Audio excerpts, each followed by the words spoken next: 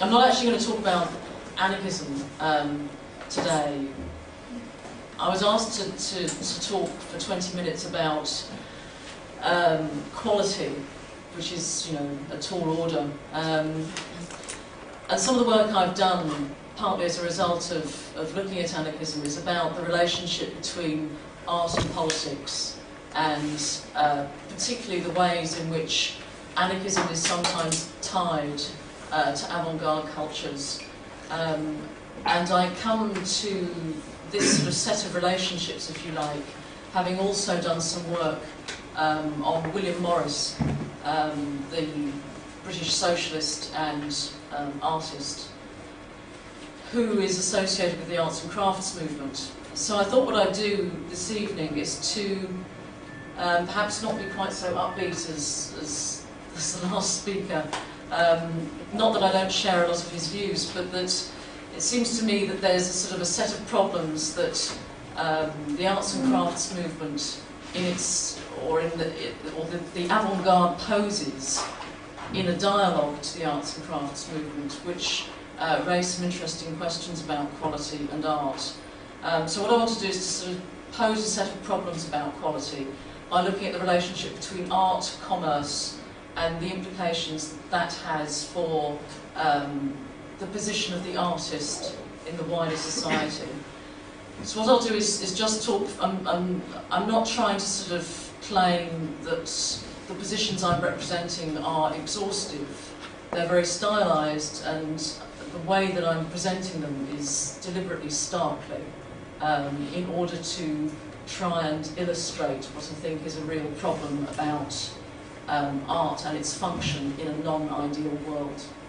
So I'll start off with a very few brief comments about a critique of commercialisation, and then say something about the ways in which people like Morris and the arts and crafts movement thought that they could challenge commercialisation in art, and then look at what I'm representing as an avant-garde response. And as I say, I can't stress too much that this is not supposed to be exhaustive of an avant-garde position, but it is an avant-garde position, and it's one that I think should be taken seriously. Okay, so the starting point lies in sort of the critique of commercialisation in art, and the idea that art is undermined by mass production. Okay, so one of the things that Morris says about industrialisation is that it results in the production of the shoddy. Handmade goods are replaced by machine-made goods. They're second-rate, they're disposable, they're not supposed to last, they're cheap, but they're ugly as well. Okay, and this has an impact on art in general. Art is already something which Morris says in a modern world depends on the division between an artist who serves broadly a patron and an audience who is the patron. Okay, but the complication of commercialisation lies in the sort of the impact that commerce has on consumption. Okay, and one of the things that mass production does is that it releases a whole lot of work which is regarded as art, but which is in fact vulgar, to a new audience, a bourgeois audience, who eagerly consume it. The other thing it does is that it divorces the people who once were artists in a perhaps romanticised picture of a medieval world, and it makes them machine operatives.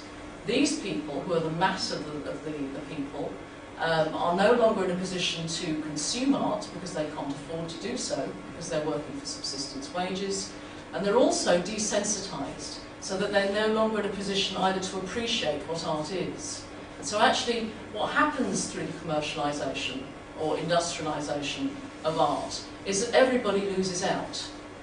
You have on the elite level a series of artists who are producing only for the pleasure of the very rich, of the elites. In the middle, you have a swathe of people who are buying what they think is art, but is basically just vulgar or shoddy rubbish. And then at the bottom of the scale, you have people who live lives in not only poverty, but in complete ugliness and degradation. Okay, so the response to this the arts and crafts response, this is Morris's response, is to say that the key to quality in art lies in fundamentally challenging the systems of production that have resulted in the shoddy. You have to abandon the market, you have to abandon commerce, and you have to return to a position of handcraft production.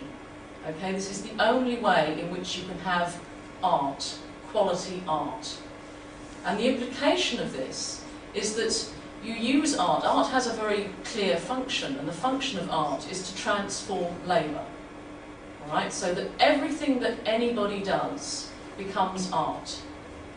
The key to work is to find the art in it, and everything that you do can become art. All right. All that's required is, one, that you abolish commerce, which is quite a big deal. But quality, if you could do that in this ideal world, would rest on the time you have to find the pleasure in what you do. Okay? And everything can become pleasurable. This is the argument. Even domestic work can become pleasurable if you only had the time to do it.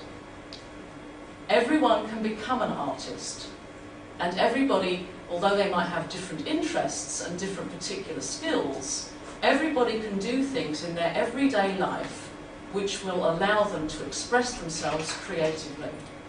All right? And that is the function of art, to beautify the world through the production of everyday goods which are themselves beautiful. Okay? And the idea is that in producing these goods, you enter into a particular kind of relationship with the people who are around you, and you enter into a particular relationship with the world around you. Because rather than trying to simply produce as much as you can, which is then disposable, what you're trying to do is to add to the beauty of the world through your art. All right? The great implication of this is that everyone not only becomes an artist, but there is no division anymore between the artist and the audience, because everyone is the artist. So even though you might not be producing the same as everybody else does, you are able to appreciate the art that other people have vested in their own products. All right? There is no distinction anymore.